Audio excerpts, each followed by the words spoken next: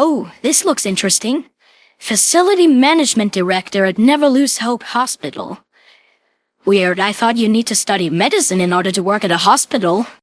Let's see, duties include floor cleaning, fallen leaves removal, snow duty, and window... wait a minute. This is just a fucking janitor job! God, I hate this fucking new-aged way of giving every little shittiest job a fancy-ass name.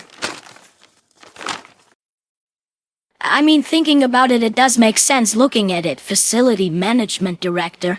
But still, some fucking waste of time that job ad was. Alright, and we're through. That's all the job offerings I could find for the day. Oh, what did I hear? Is someone working hard on getting to work for real? Don't patronize me, Twilight. This is frustrating enough as it is. Sorry, I didn't mean it like that.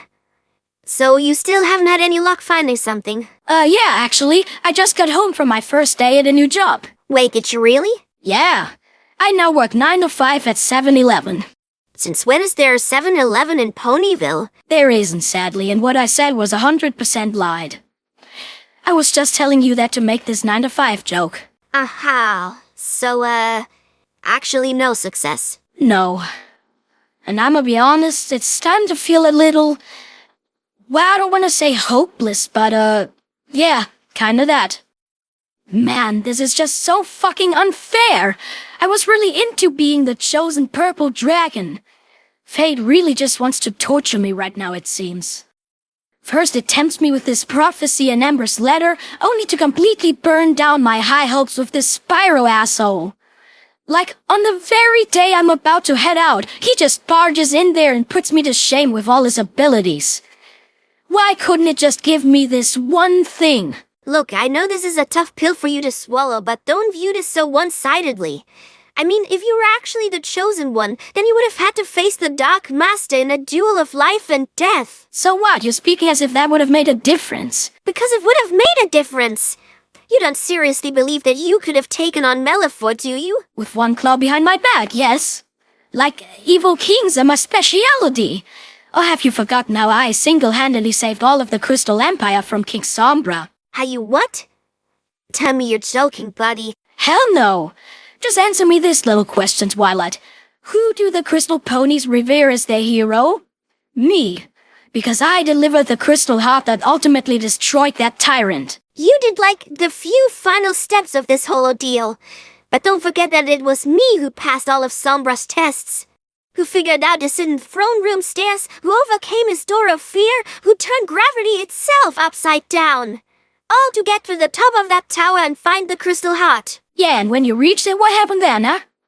Which one of us then triggered Sombra's alarm and got herself trapped? I didn't. Which is why I was the one to save the day in the end. Allow me to rain on your parade a bit, but what exactly did you even do after taking the heart? Announcing it to the entire kingdom, including King Sombra, that you had it?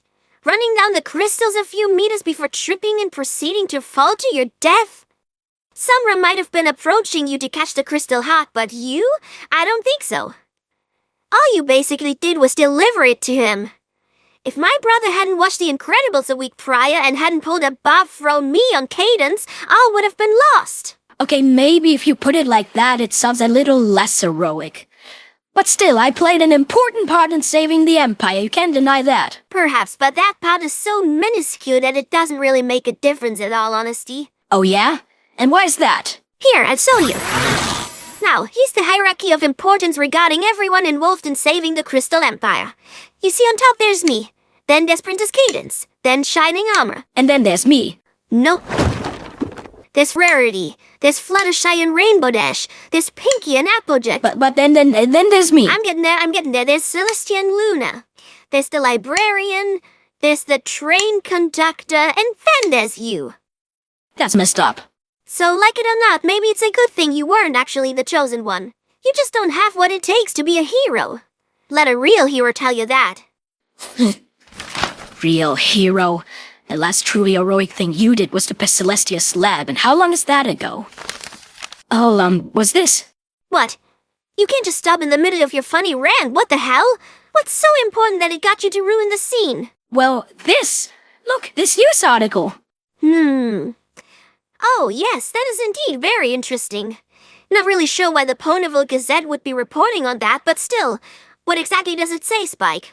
As you failed to explain to the viewer even once, it's about that Spyro dude and his Dark Master.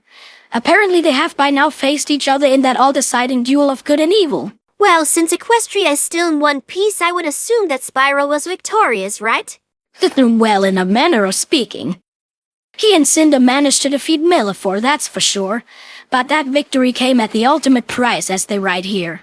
Spyro and Cinder had to sacrifice their own lives in order to stop Malefor. Huh, see?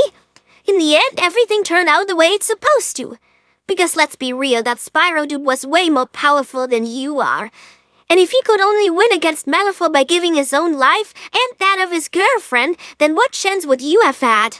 You know, you're doing a really bad job at cheering me up about my stolen destiny. This news article, however, definitely hits the spot.